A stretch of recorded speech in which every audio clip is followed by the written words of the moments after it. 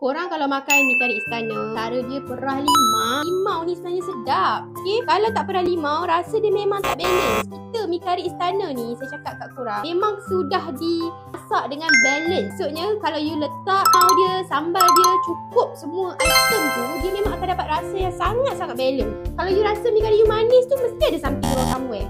Okay? Untuk yang minat makan pedas, saya saja ambil sambal ekstra. Bismillahirrahmanirrahim. Caranya gaul macam ni, ya Allah. Senang terliur korang. Okay.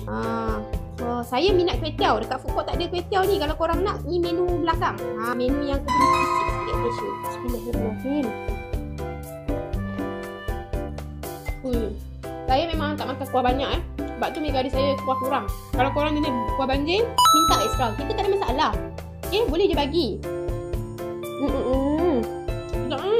Siapa peminat mi kari, tolonglah datanglah cuba kat sana. Tapi saya cakap terang, mi kari kita bukan mi kari utara. Mi kari kita mi kari macam selatan, nyonya-nyonya style sikit. Santan ni memang banyak. Okay? Ada kerang, ada tauge, daun sup, ada bawang goreng, ada sambal, ada limau dan juga ada fish tahu kering. Siapa suka makan asam laksa, suka makan macam-macam, kalau korang ni, tolonglah perahlah limau tu banyak-banyak.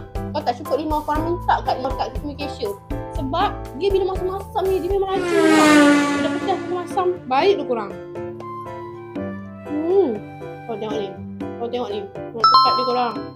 Tengok. Buah pekat keluar ni orang cakap ni. Siapa tak makan memang rugi. Perfect. Kalau suka mi kari, cubalah try mi kari istana. The best.